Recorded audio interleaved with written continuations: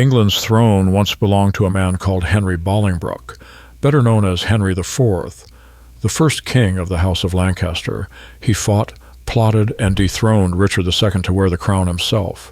But what became of the children who inherited his troubled kingdom? One became a legend at Agincourt, another died charging too far ahead. One ruled France, another ruled books. Two daughters married into royal courts of Europe, yet not one of their lines survives today. This is the story of 6 royal children, born into power, forged in ambition, and extinguished one by one. In this episode, we'll trace every life, from their births and marriages to their last heirs, to finally answer the question, whatever happened to Henry IV's children? Henry Bolingbroke's path to the throne began not with birthright, but with rebellion. When he deposed his cousin Richard II in 1399, he faced a fundamental challenge: legitimacy. A usurper king needed more than military victory. He needed heirs who could embody the divine right he claimed for himself. Fortunately, Henry already possessed his greatest asset: 6 children born to Mary de Bohun, daughter of one of England's most powerful noble families. Mary had brought not only the substantial Bohun inheritance to their marriage in 1380, but also an unquestioned pedigree that would help legitimize Henry's revolutionary claim to the crown. Their first child, Henry of Monmouth, arrived in 1386, while his father was still merely Earl of Derby. Thomas followed around 1387, then John in 1389, and Humphrey in 1390. Between these sons came 2 daughters, Blanche in 1392 and Philippa in 1394. Tragically, Mary de Bohun died shortly after Philippa's birth, leaving Henry to raise these 6 children as both father and king. The timing of their births proved fortuitous. By 1399, when Henry claimed the throne, his eldest son was 13, old enough to understand the weight of kingship, yet young enough to grow into the role. The younger children provided the diplomatic currency every medieval monarch required: potential marriage alliances that could secure peace, trade, and military support across Europe. Henry IV understood that his children represented more than personal legacy. They were the living proof of Lancastrian permanence. Each child received education befitting their station. The boys trained in warfare, statecraft, and the arts of governance, while the daughters learned languages, diplomacy, and the delicate art of representing English interests in foreign courts. The usurper king invested heavily in their upbringing. Henry of Monmouth spent time at Richard II's court before his father's rebellion, gaining exposure to royal protocol and continental politics. The younger boys received military training from experienced commanders, while all the children learned from scholars and churchmen who emphasized their divine appointment to rule. Yet beneath this careful preparation lay an uncomfortable truth. Henry IV's reign remained perpetually unstable, marked by rebellions, financial crises, and questions about legitimacy that would shadow his house for generations. His children grew up understanding that their father's crown had been won by force and could be lost the same way. The Bohun inheritance provided crucial stability during these uncertain years. Mary's family had served English kings for generations, and their wealth helped fund Henry's early military campaigns. More importantly, the Bohun name carried no taint of usurpation. It represented ancient English nobility accepting the new Lancastrian dynasty. As Henry IV's health declined in his later years, the responsibility for securing the dynasty's future fell increasingly to his eldest son. Young Henry of Monmouth proved himself in Welsh campaigns, demonstrating both military skill and political acumen that suggested the Lancastrian line might indeed establish permanent roots in English soil. The other children, meanwhile, prepared for their designated roles in the family's grand strategy. Thomas and John would serve as military commanders and administrators, extending Lancastrian power across Henry V's future empire. Humphrey would manage domestic affairs and cultural patronage, demonstrating the dynasty's commitment to learning and governance. Blanche and Philippa would forge alliances with continental powers, surrounding England with friendly royal courts bound by blood and marriage. By 1413, when Henry IV finally succumbed to illness, his children appeared positioned to secure Lancastrian dominance for generations. 6 healthy heirs, each trained for specific duties, seemed guarantee enough that the house born of rebellion would evolve into stable dynasty. Yet dynastic success requires more than preparation and position. It demands the unpredictable gift of fertile marriages and surviving offspring. As Henry IV's funeral procession wound through London streets, his 6 children stood as mourners, unaware they were witnessing not just their father's burial, but the beginning of their own inexorable march toward extinction. From here, each child would take a different path, but none would leave a lasting heir to carry the Lancastrian flame beyond their own generation. Henry of Monmouth entered the world on September 16, 1386, in the castle that would give him his name. Born while his father still held only the title of Earl of Derby, young Henry's early years unfolded far from any throne room. Yet fate intervened when his grandfather, John of Gaunt, died in 1399, setting in motion the events that would transform a noble child into England's most celebrated warrior king. The deposition of Richard II thrust 13-year-old Henry into a complex political position. Richard had actually shown favor to the boy, keeping him at court and treating him well despite growing tensions with his father.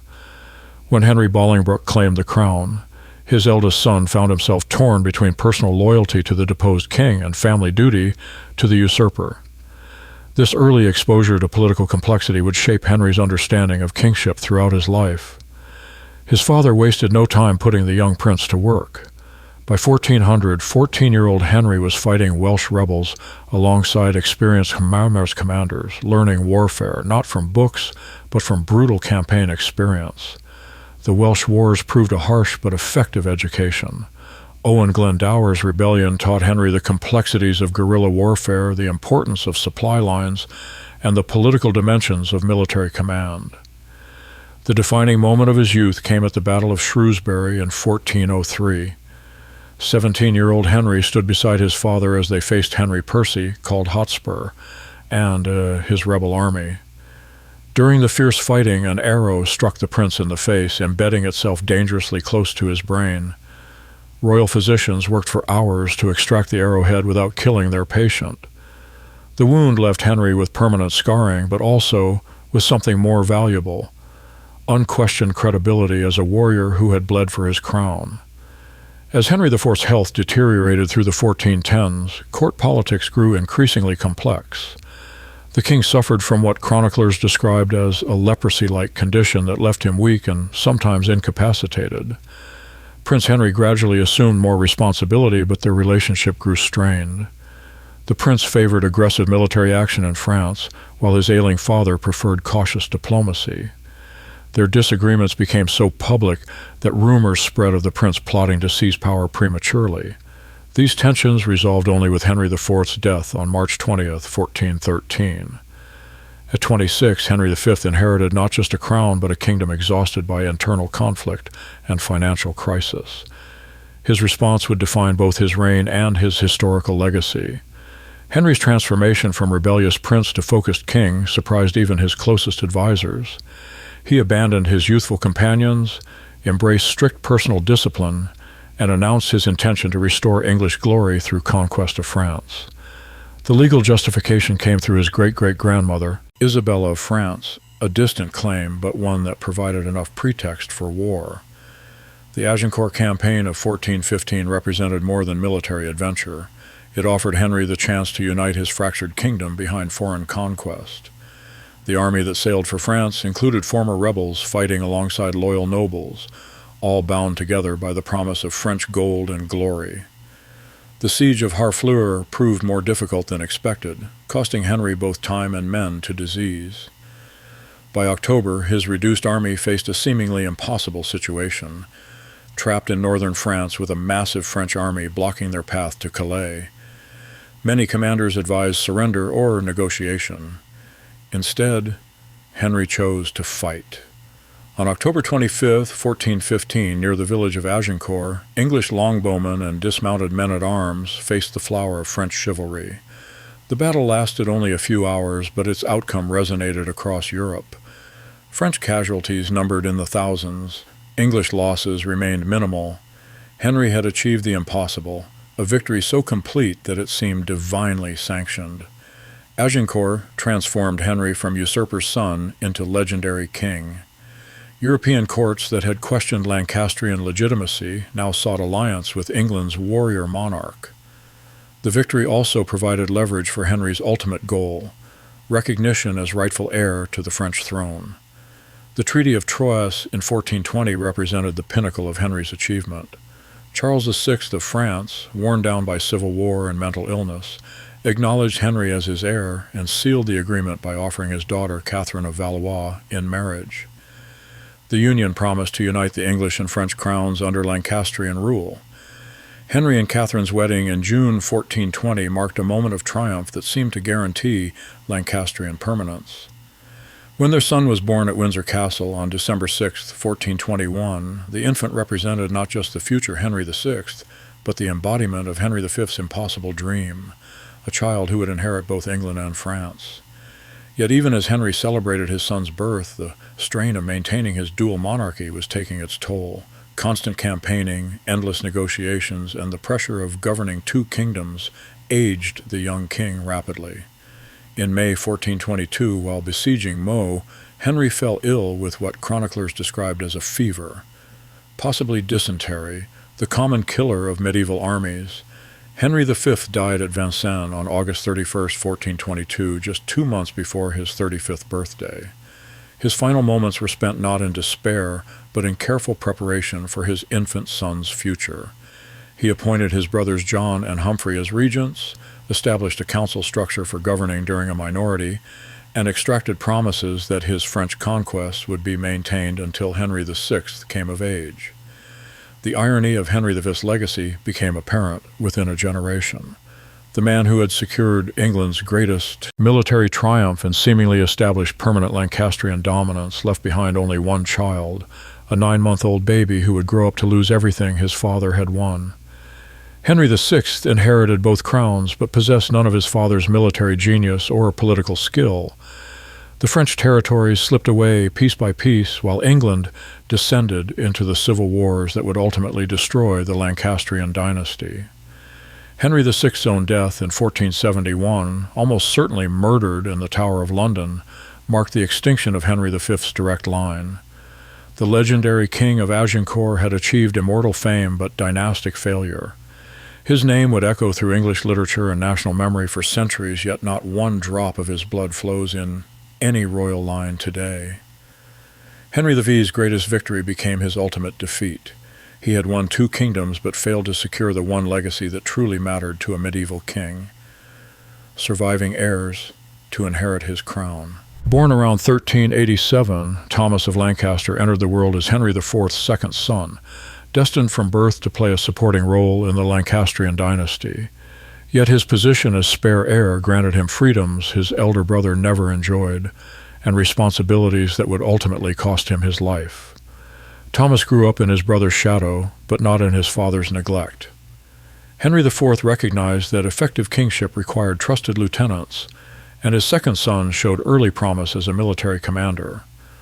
While Henry of Monmouth learned statecraft and diplomacy, Thomas immersed himself in pure warfare, cavalry tactics, siege engineering, and the brutal arithmetic of medieval battle. His first major appointment came in 1401 when 17-year-old Thomas was named Lord Lieutenant of Ireland. The posting represented both opportunity and exile. Ireland had devoured English resources and reputations for decades, but success there could establish Thomas as a commander in his own right. The young Duke approached his Irish command with characteristic boldness, launching aggressive campaigns against Gaelic lords and attempting to impose direct English rule where previous lieutenants had accepted nominal submission. Thomas's Irish tenure revealed both his strengths and fatal weakness. He possessed undeniable courage and inspired genuine loyalty among his troops. His tactical instincts were sound, and he demonstrated the Lancastrian gift for adapting to local conditions. However, Thomas also displayed a dangerous tendency toward overconfidence that would eventually prove his undoing. The Irish experience taught Thomas to value rapid, decisive action over careful preparation. His successes came from bold strikes that caught enemies off guard, reinforcing his belief that audacity could overcome superior numbers or stronger positions. This lesson would serve him well in many situations, and catastrophically in others. When Henry V launched his French campaigns, Thomas naturally assumed a prominent role. His Irish experience made him one of England's most seasoned commanders, and his status as the king's brother granted him authority over older, more conservative nobles. At Harfleur, Thomas commanded one of the main assault divisions, demonstrating the aggressive leadership that had made him effective in Ireland. Agincourt showcased Thomas at his finest. Fighting dismounted beside his brother, he helped anchor the English line during the French cavalry charges. Contemporary chroniclers noted his conspicuous bravery and his role in rallying men during the battle's most dangerous moments. The victory confirmed Thomas's reputation as one of England's premier military leaders. Henry V's confidence in his brother grew throughout the subsequent French campaigns.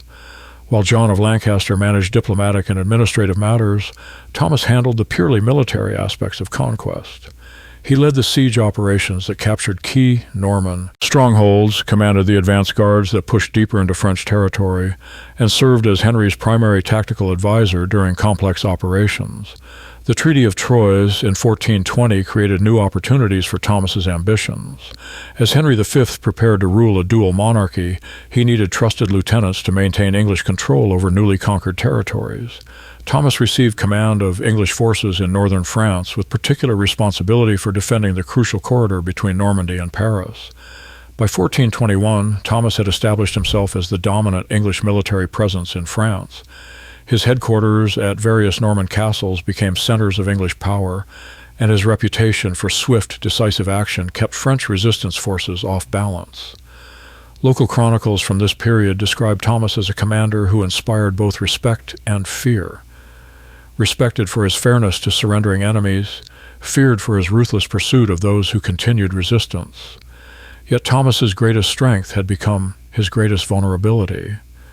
His success in Ireland and France had reinforced his natural tendency toward aggressive action. He had learned to trust his instincts, to strike quickly when opportunities appeared, and to push advantages to their maximum extent. These qualities had brought him victory after victory, until they led him into an impossible situation at Beaujeu.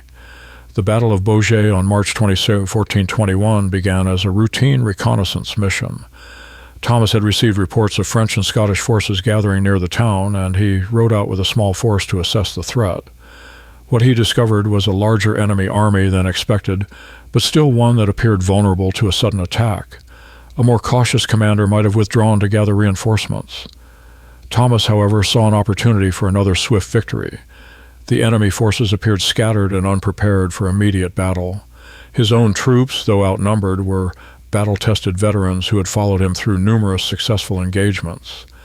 The initial charge succeeded brilliantly. Thomas's cavalry smashed through the outer French positions, scattering defenders and capturing strategic positions. For a moment, it appeared that his trademark boldness had delivered another impossible victory. Then the trap closed. The scattered French forces had been deliberate bait. As Thomas pushed deeper into the enemy position, pursuing what he believed were fleeing soldiers, fresh troops emerged from concealed positions on both flanks. The English force suddenly found itself surrounded, cut off from retreat, and facing superior numbers in an impossible tactical situation.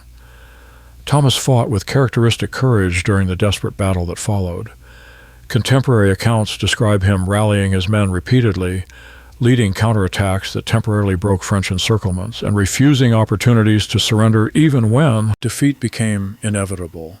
He died as he had lived, boldly, aggressively, and without compromise. The news of Thomas's death reached Henry V during the siege of Meaux. The king reportedly received the report in silence, then retired to his private chambers for several hours. When he emerged, he had aged visibly. Thomas had been more than his most trusted military commander, and he had been the brother who shared Henry's vision of English dominance in France. Thomas of Lancaster left no legitimate heirs to carry his bloodline forward. His brief marriage to Margaret Holland had produced no children, and his death at 34 ended another branch of the Lancastrian tree. More significantly, his loss deprived Henry V of his most effective military lieutenant during the crucial final phase of the French conquest. The bold duke who had learned warfare in Irish bogs and perfected it on French battlefields became another casualty of the overreach that would ultimately doom his dynasty. Thomas's story exemplifies both the promise and the peril of Lancastrian ambition.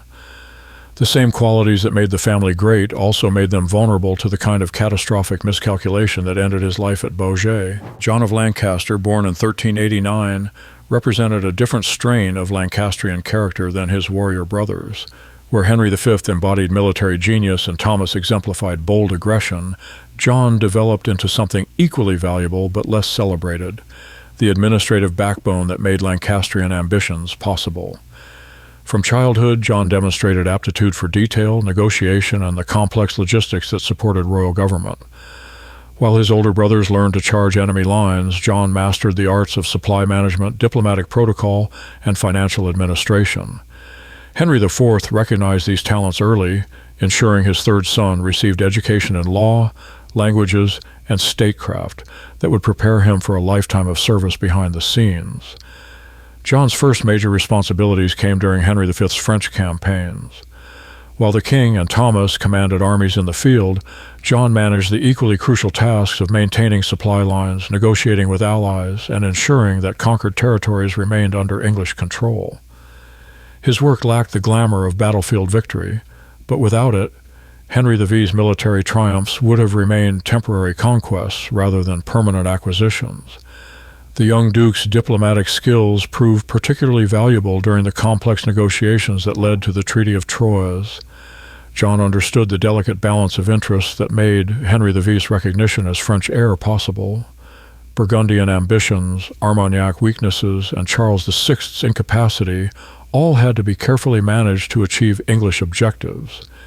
His patient work with Burgundian negotiators helped create the alliance that made English success in France sustainable. John's marriage to Anne of Burgundy in 1423 represented both personal happiness and political necessity. The union cemented the Anglo-Burgundian alliance that had become crucial to maintaining English control over northern France.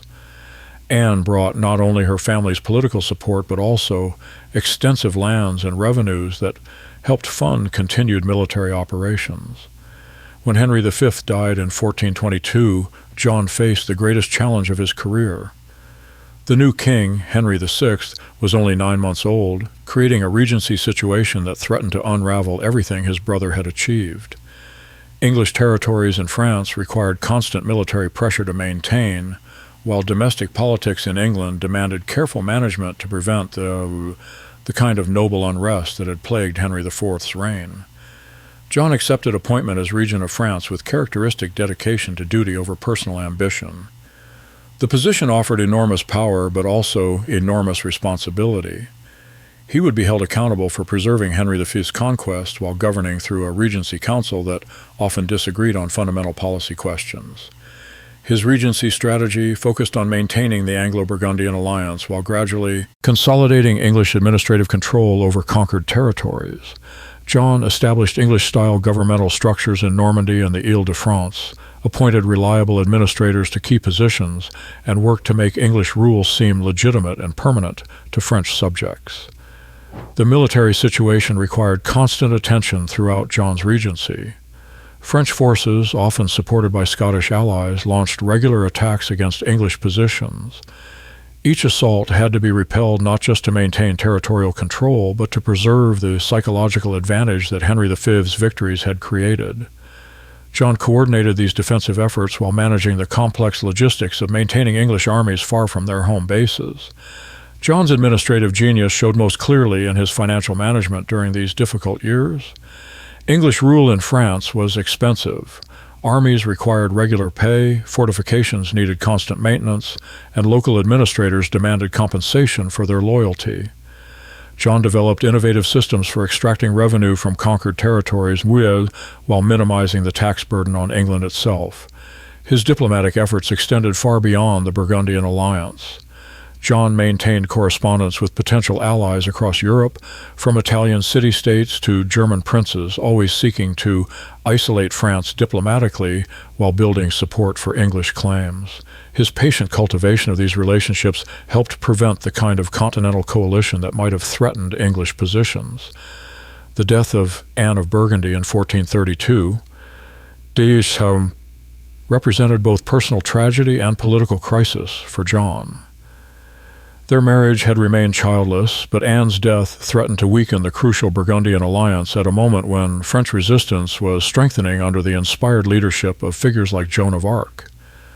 John's second marriage to Jacquetta of Luxembourg in 1433 attempted to repair these diplomatic damages while also addressing his personal need for an heir. Jacquetta brought connections to the Holy Roman Empire and potential claims to territories that might offset French gains elsewhere. However, this marriage also proved childless, leaving John without the legitimate offspring that might have continued his branch of the Lancastrian line. The final years of John's regency were marked by increasing French pressure and declining English resources. The capture of Joan of Arc had provided temporary relief, but her execution failed to break French resistance as the English had hoped. Meanwhile, the cost of maintaining armies in France was straining both English finances and popular support for the Continental War. John died at Rouen on September 14th, 1435, worn down by years of constant pressure and responsibility. Contemporary chroniclers noted that he had aged rapidly during his regency, the constant stress of governing two kingdoms taking a visible toll on his health. His death marked the beginning of the end for English rule in France. Without his administrative skill and diplomatic patience, the complex system he had built to support English dominance began to unravel. The Duke, who had served so faithfully as regent, left no heirs to inherit either his titles or his legacy of service. His death marked another extinction within the Lancastrian line, but more immediately it deprived Henry VI's government of its most competent administrator at the moment when such competence was most desperately needed. John of Lancaster's life exemplified the crucial but underappreciated role of administrative skill in medieval governance. His patient work had made possible the military victories his brothers achieved, yet his death received far less attention than their deaths in battle. He had served his dynasty faithfully for over a decade, only to see that service end in biological failure. No children, no heirs, no continuation of his particular contribution to Lancastrian greatness. Humphrey of Lancaster, born around 1390, was destined by birth order to become something rare in medieval royalty, an intellectual prince who could afford to pursue learning over warfare. As Henry IV's youngest son, Humphrey enjoyed the unique position of being close enough to power to matter, yet distant enough from succession to follow his own interests. From his earliest years, Humphrey displayed an aptitude for scholarship that distinguished him from his more martial brothers.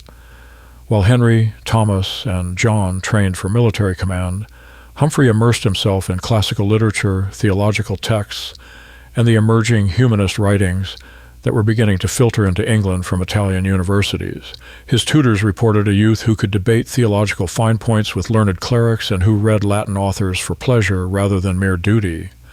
Henry IV recognized his youngest son's intellectual gifts and encouraged their development. The usurper king understood that royal legitimacy required more than military success. It needed cultural authority as well. A son who could discourse with learned men, patronize scholars, and demonstrate the dynasty's commitment to learning would help establish Lancastrian rule as a cultural as well as political achievement. Humphrey's early adulthood coincided with his brother's French campaigns, creating opportunities for him to demonstrate both loyalty and intellectual leadership. Rather than seeking military commands that might have suited him poorly, Humphrey served as a crucial liaison between the royal court and England's scholarly community. He helped recruit clerics and administrators for Henry V's growing bureaucracy while maintaining relationships with universities and monasteries that supported the dynasty. The Duke of Gloucester's marriage to Eleanor Cobham around 1428 represented both personal happiness and political miscalculation. Eleanor brought intelligence, beauty, and shared intellectual interest to their union, making her an ideal companion for Humphrey's scholarly pursuits. However, she also brought ambitions that would ultimately prove dangerous in the treacherous waters of Regency politics. As Henry VI's uncle and protector of the realm, Humphrey found himself thrust into political responsibilities that conflicted with his natural inclinations. The scholarly duke, who preferred debating classical texts to managing nobles, suddenly faced the challenge of governing a kingdom during a difficult minority while maintaining English control over a rebellious France. Humphrey's regency period revealed both his capabilities and limitations as a political leader. His intellectual approach to problems often produced innovative solutions that more conventional nobles might have missed. He demonstrated genuine concern for good governance, promoting legal reforms and supporting educational initiatives that strengthened royal administration. However, Humphrey also struggled with the brutal realities of regency politics. His scholarly temperament made him poorly suited for the kind of factional maneuvering that dominated Henry VI's minority government. He preferred reasoned argument to political intrigue, making him vulnerable to more ruthless competitors like Cardinal Beaufort and, later, Queen Margaret of Anjou. The Duke's greatest political mistake was allowing his intellectual pride to override his political judgment. Humphrey genuinely believed that his superior education and broader learning qualified him to lead England better than his rivals. This conviction led him to take increasingly aggressive stances against other Regency Council members, creating enemies who would eventually engineer his downfall. His patronage of scholars and artists during this period established Humphrey as one of England's most important cultural figures. He collected manuscripts from across Europe, commissioned translations of classical works, and supported scholars who were introducing humanist ideas to English intellectual life. The library he accumulated at Greenwich became one of the finest private collections in Northern Europe. Humphrey's donation of his manuscript collection to Oxford University created his most lasting legacy. The Duke Humphrey's Library, that still bears his name at the Bodleian, represents his understanding that royal patronage should serve posterity as well as contemporary prestige. His gift helped establish Oxford as a center of humanist learning that could compete with continental universities. The accusations of witchcraft leveled against Eleanor Cobham in 1441 marked the beginning of Humphrey's political destruction.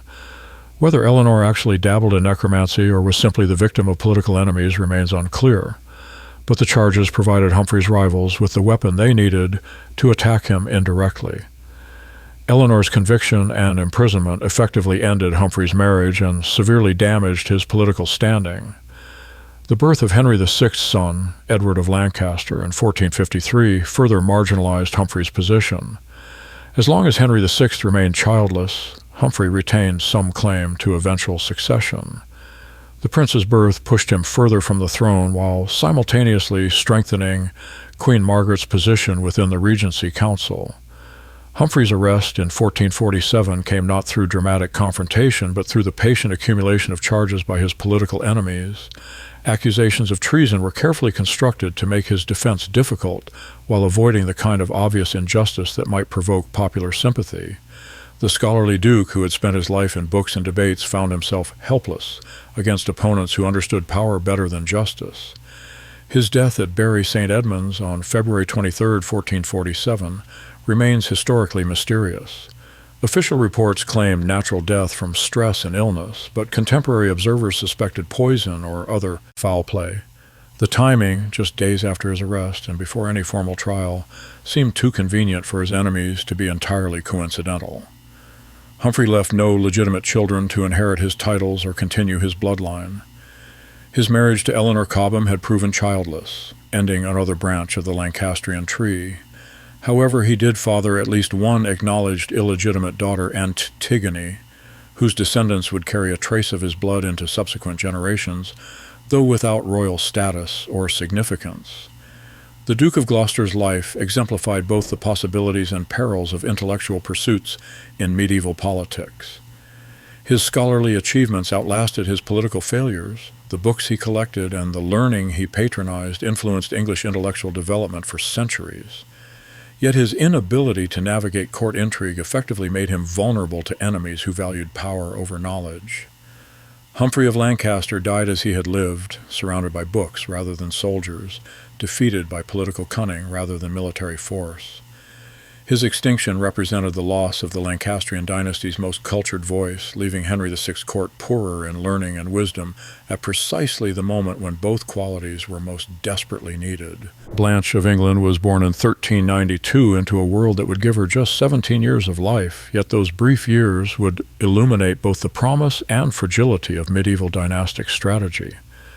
As Henry IV's elder daughter, she represented one of the Lancastrian dynasty's most valuable diplomatic assets, a princess whose marriage could secure crucial alliances that might stabilize her father's uncertain throne.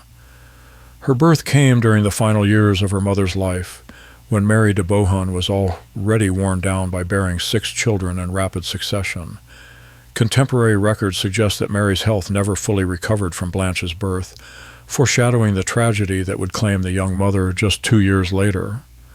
Thus Blanche's earliest years were shadowed by maternal illness and the household upheaval that followed Mary's death in 1394. Henry IV understood that his daughters would serve as crucial instruments of foreign policy, but Blanche's early years were spent in careful preparation rather than immediate deployment.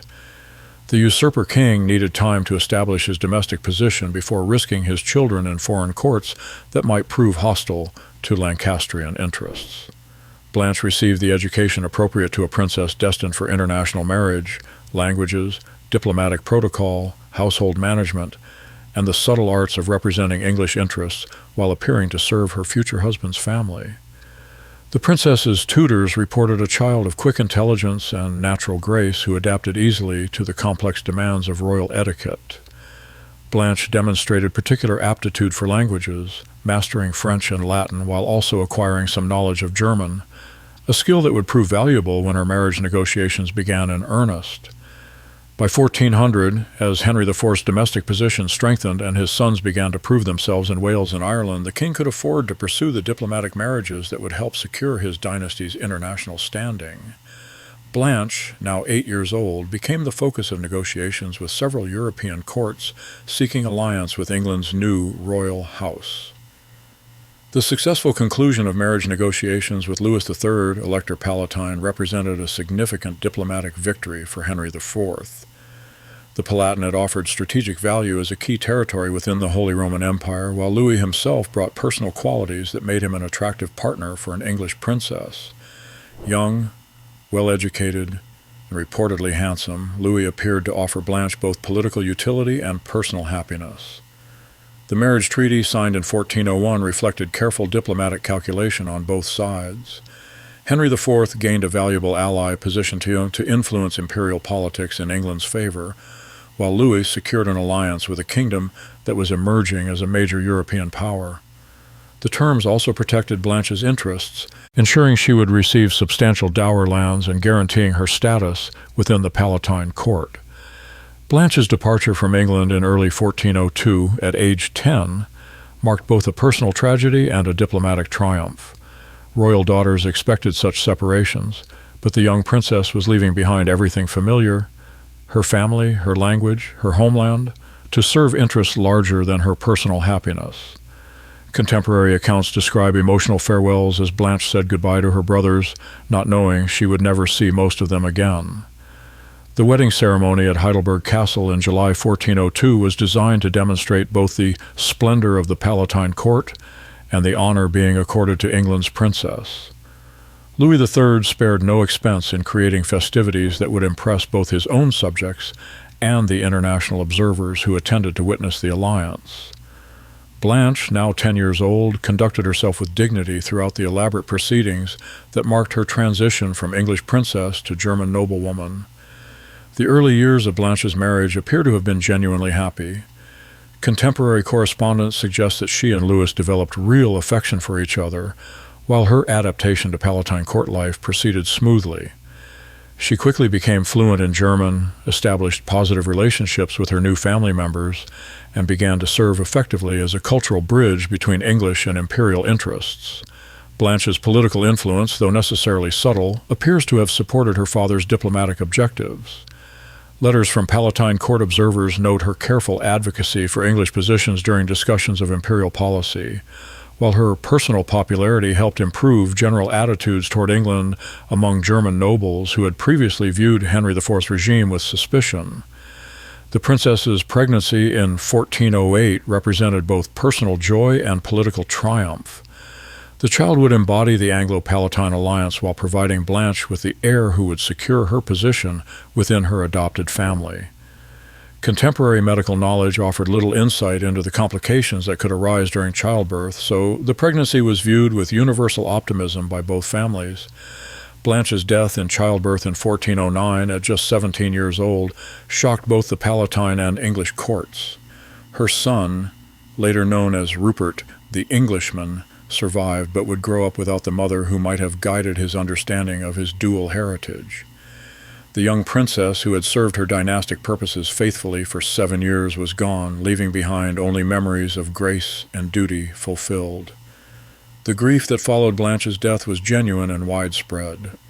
Henry IV reportedly withdrew from public appearances for several weeks after receiving news of his daughter's death, while Louis III commissioned elaborate memorial services that testified to his affection for his young wife.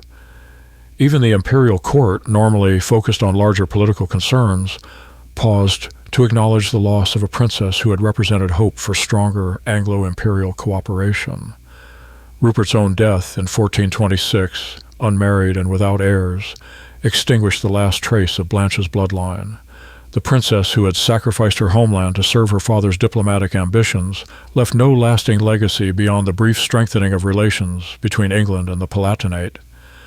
Her story exemplifies the often tragic role of medieval royal daughters, valuable assets in diplomatic negotiations, but ultimately expendable in the larger calculations of dynastic survival. Philippa of England, born in 1394, was destined to become the most geographically distant of Henry IV's children, yet also perhaps the most politically successful. As Henry IV's youngest child, she entered a world already shadowed by her mother's declining health. Mary de Bohun died shortly after Philippa's birth, making the infant princess the unwitting cause of profound family grief. Her early years unfolded during the most turbulent period of her father's reign, as Henry IV struggled to establish legitimacy while facing constant rebellions and financial crises. Yet Philippa's position as youngest daughter also provided certain advantages. By the time she reached marriageable age, Henry's throne had stabilized sufficiently to pursue ambitious diplomatic alliances that might have seemed impossible during her birth year. The princess received an education specifically designed to prepare her for marriage into a foreign royal house. Her tutors emphasized languages, diplomatic protocol, and the cultural knowledge that would allow her to represent English interests effectively while adapting to an alien court environment.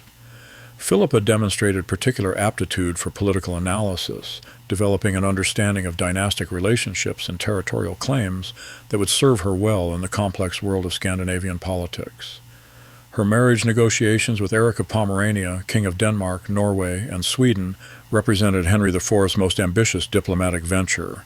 Eric ruled the Kalmar Union, a personal union that had united the three Scandinavian kingdoms under a single crown since 1397.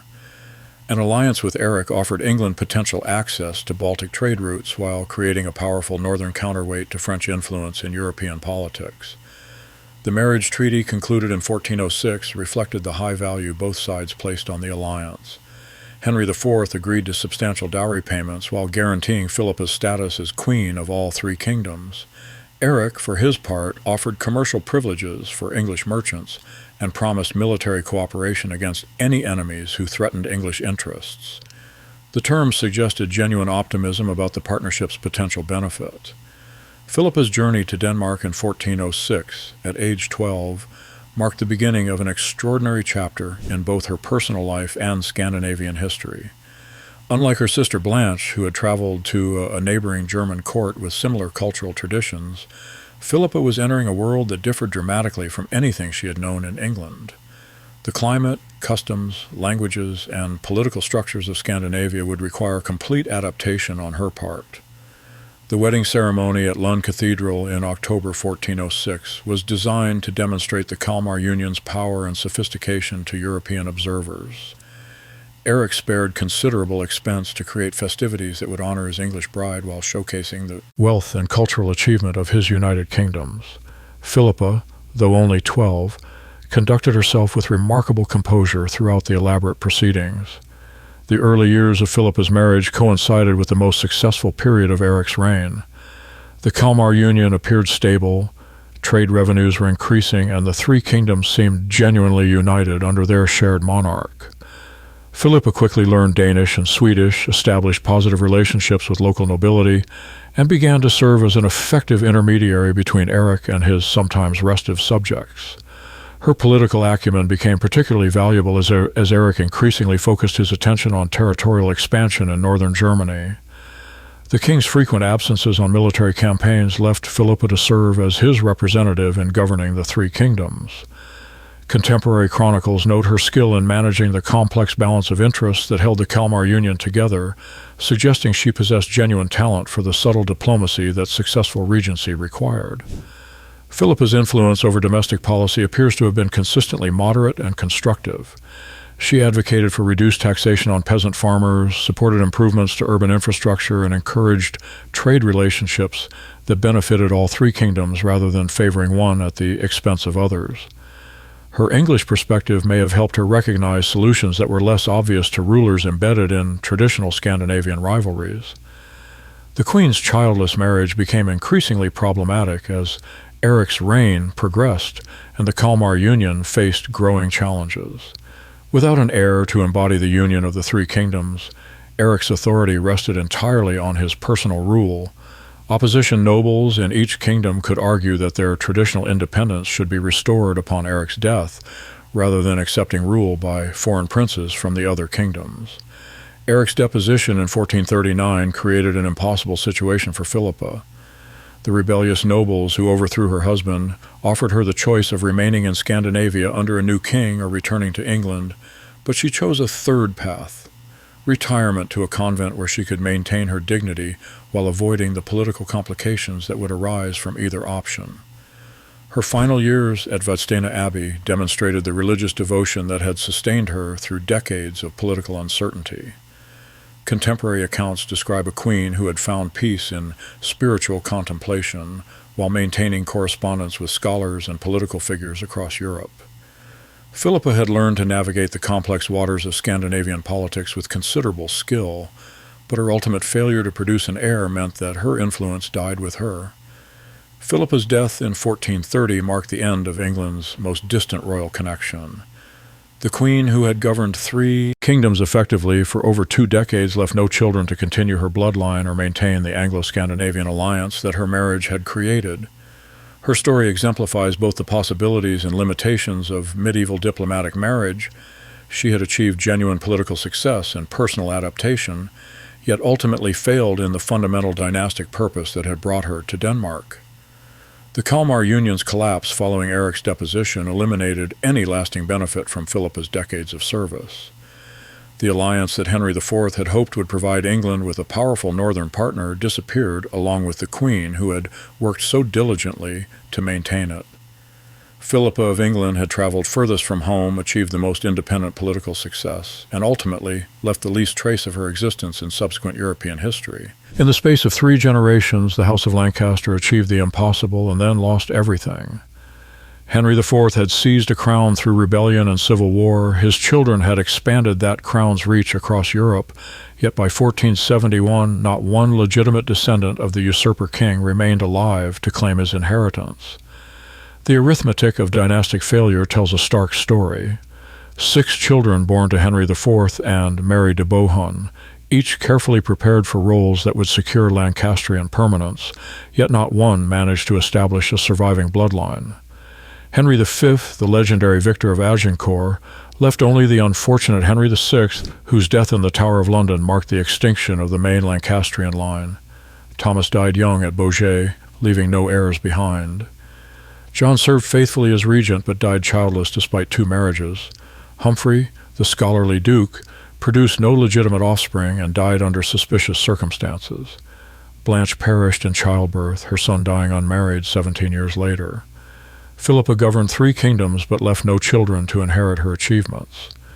The irony of this collective failure becomes more pronounced when compared to the dynastic success of Henry IV's half-brothers, the Beaufort family. Born illegitimate to John of Gaunt and Catherine Swynford, the Beauforts had been legitimized by Richard II, but specifically barred from royal succession. Yet their descendants would prove far more durable than the legitimate Lancastrian line they were forbidden to inherit. Margaret Beaufort, great-granddaughter of John of Gaunt, would become the mother of Henry VII and the foundress of the Tudor dynasty. Through her, the blood of John of Gaunt, though not of Henry IV, would flow through English royalty for over a century. The legitimate Lancastrian line died out completely, while the illegitimate Beaufort branch provided the ancestry for England's most celebrated royal house. This reversal of dynastic fortune illustrates the fundamental unpredictability of medieval succession. All of Henry IV's careful planning, his children's dutiful service, and the dynasty's military and diplomatic successes proved worthless against the simple biological reality that successful reproduction requires both fertile marriages and surviving offspring. The Lancastrian children had achieved remarkable individual success. Military glory, administrative competence, scholarly achievement, and international recognition, yet failed collectively in the one task that mattered most to medieval royalty. The Wars of the Roses would ultimately eliminate not just the main Lancastrian line, but also most of the collateral branches that might have revived the dynasty's fortunes. Edward IV and Richard III systematically eliminated potential Lancastrian claimants, while Henry VII, despite his Beaufort ancestry, chose to legitimize his rule through marriage to Elizabeth of York rather than emphasizing his Lancastrian heritage. Modern European royalty traces its ancestry through numerous medieval dynasties, but none can claim descent from Henry IV's 6 children. The Plantagenet blood that flows through contemporary royal houses comes through other branches, typically through John of Gaunt's legitimate children by his first 2 wives, or through the descendants of Edward III's other sons. The specific genetic legacy of Henry Bolingbroke and Mary de Bohun vanished completely from royal lineages within a century of their deaths. Yet the cultural legacy of Henry IV's children proved more durable than their biological inheritance. Henry V's legend as the warrior king of Agincourt became fundamental to English national identity, inspiring literature, drama, and historical writing for centuries. Humphrey's scholarly patronage helped establish humanist learning in England, while his library donation created an intellectual legacy that outlasted any political achievement.